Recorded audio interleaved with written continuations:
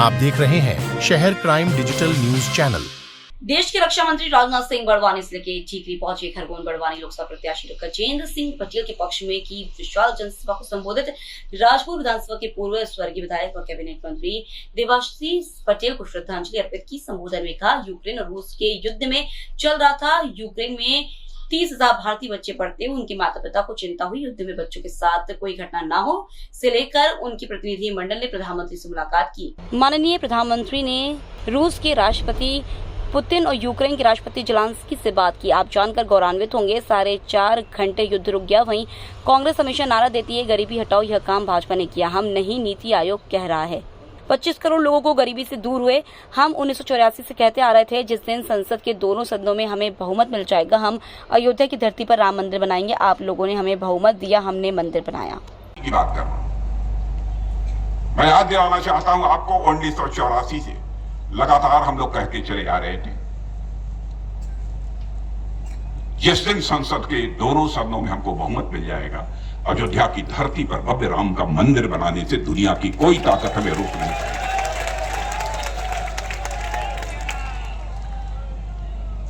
मुझे याद है, एक आंदोलन का नेतृत्व ढांचा गिरने के बाद मैंने किया था। हम लोग नारा लगा रहे थे, राम लला हम आएंगे, मंदिर यही बनाएंगे।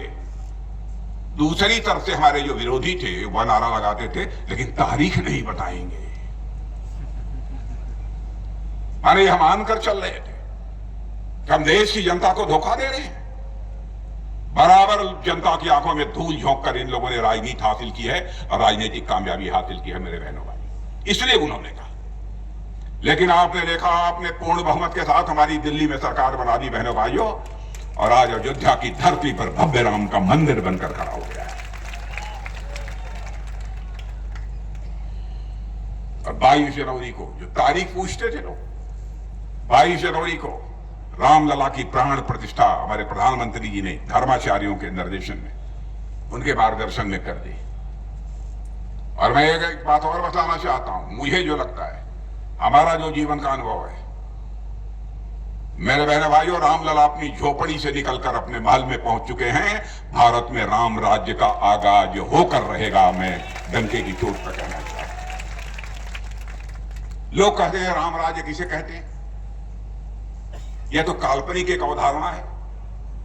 मैं कहता हूं राम राज्य उसे कहते हैं जब लोगों के अंदर दायित्व बोध पैदा हो जाए, कर्तव्य बोध पैदा हो जाए कि हमें क्या करना चाहिए, समाज के प्रति हमारी क्या जिम्मेदारी बनती है, देश के प्रति हमारी क्या जिम्मेदारी बनती है। जब यह लोगों के अंदर भाव पैदा हो जाए, समझ लो देश में राम राज्य आ गया। अरे राम का वनवास भी यदि हुआ था मेरे बहनों भाइयों, तो कैकेयी के अधिकार बोध के कारण हुआ था, कर्तव्य बोध के कारण नहीं हुआ था। कैकेयी को लगा कि नहीं, राम के हाथों में राजपाट नहीं जाना चाहिए, बल्कि भरत के हाथों में राजपाट जाना चाहिए। जिद ठानी उन्होंने, इसी कारण इतना बड़ा संकट पैदा हुआ था। मेरा भी मानना है कि इस देश में राम राज्य आएगा जब लोगों के अंदर अधिकार बोध नहीं, कर्तव्य बोध पैदा होगा, अपने कर्तव्य के प्रति जागरूकता पैदा होगी, देश में राम राज्य आएगा। यह कहा था, हम लोगों ने पूरा किया। जम्मू कश्मीर जब से यह भारत बना है मेरे बहनों भाई, जम्मू कश्मीर को इन कांग्रेस के लोगों ने धारा 370 के अंतर्गत विशेष दर्जा दे दिया था। वहां कोई आरक्षण नहीं था, कोई व्यवस्था नहीं थी। जो वहां की सरकार चाहती थी मनमाना करती थी। आतंकवाद बढ़ता रहा, विकास के नाम पर एकदम बिल्कुल ठप था सारा मामला। भारत में रहने वाले लोगों को ही कोरोना का 2-3 टीका लगा है, और इस कोरोना के संकट पर कामयाबी पाने में हम लोग पूरी तरह से सफल। यह है भारत का करिश्मा। और आपने यह भी सुना होगा, रूस और यूक्रेन के बीच, दो देश हैं रूस और यूक्रेन, इनके बीच पिछले 2 वर्षों से अधिक का समय हो गया बराबर लड़ाई चल रही है। रूस की तरफ से मिसाइल, बम, गोले, तोप, और यूक्रेन की तरफ से भी मिसाइल, बम, गोले, तोप चलाए जा रहे हैं। बड़ी संख्या में उनके भी सेना के जवान मरे हैं, वहां के नागरिक मरे हैं। यूक्रेन के भी बड़ी संख्या में सेना मरी, वहां के नागरिक मरे।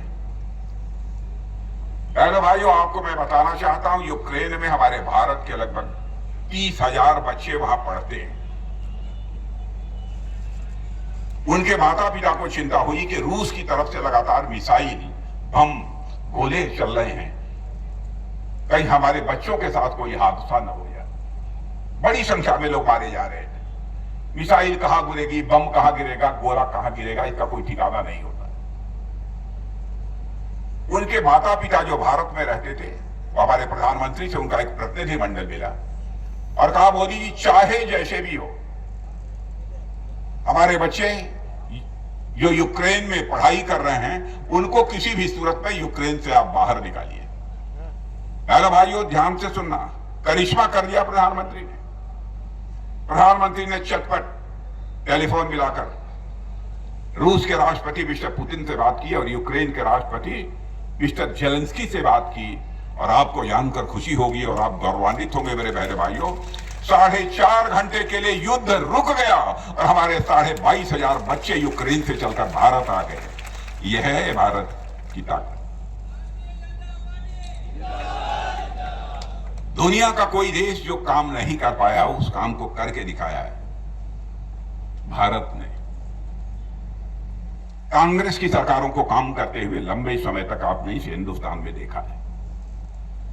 और मैं याद दिलाना चाहता हूं, कांग्रेस का एक ही नारा होता था कि हमारी सरकार बनाइए, हम लोग आएंगे, गरीबी को दूर करेंगे। पंडित जवाहरलाल नेहरू जी भी भारत के पहले प्रधानमंत्री थे, वह भी कहते थे हमारी सरकार बनेगी तो गरीबी दूर करेंगे। इंदिरा जी आई, वो भी कहती थी सरकार बनेगी तो गरीबी दूर करेंगे। राजीव गांधी कहते थे मेरी सरकार बनाओ, गरीबी दूर करेंगे। डॉक्टर मनमोहन सिंह जी की सरकार बनी, उन्होंने कहा गरीबी दूर करेंगे। बहनों भाइयों, कोई गरीबी दूर नहीं कर पाया। और जो बात मैं कहने जा रहा हूं, मैं आप सबसे कहूंगा और प्रेस के दोस्तों से भी कहूंगा, मेरी कोई बात गलत हो अखबारों में लिख दीजिएगा। राजनाथ सिंह आए थे, जनता को झूठ बोलकर गुमराह करके गए हैं, हमारी गलती होगी तो मैं इसे स्वीकार कर लूंगा। क्योंकि जनता की आंखों में धूल झोंक कर जिंदगी में मैंने राजनीति नहीं की है। राजनीति की है तो जनता की आंखों में आंख डालकर राजनीति।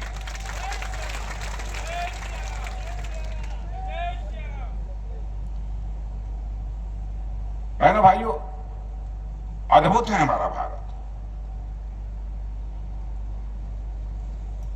गरीबी दूर करने की बात सबने कही, लेकिन पहली बार 8 वर्षों के अंदर ही इस देश के 25 करोड़ लोगों को गरीबी के संकट से बाहर निकालने में कामयाबी किसी प्रधानमंत्री ने प्राप्त की है तो प्रधानमंत्री का नाम है नरेंद्र मोदी। और यह मैं नहीं कह रहा हूं, हमारी सरकार नहीं कह रही है, नीति आयोग कह रहा है। दुनिया की बहुत सारी वित्तीय फर्म्स, फाइनेंशियल फर्म्स जिसे कहते हैं, वित्तीय संस्थाएं कह रही हैं, उनका यह दावा है। बड़े बड़े अर्थशास्त्री कह रहे हैं। अंतरराष्ट्रीय मुद्रा कोष का नाम पढ़े लिखे लोगों ने सुना होगा, बहुत बड़ी दुनिया की संस्था है। उसने कहा है कि भारत ने कमाल किया है, 7-8 वर्षों के अंदर 25 करोड़ लोगों को गरीबी के संकट से बाहर करने में कामयाबी हासिल की है। और एक बात और मैं कहना चाहता हूं, भारतीय जनता पार्टी मेरे बहनों भाइयों हिंदुस्तान की अकेली पार्टी है जो कहती है वह करती है। और मैं समझता हूं आप लोगों के जीवन का भी यही संकल्प हो जाए, प्राण जाई पर वचन न जाई।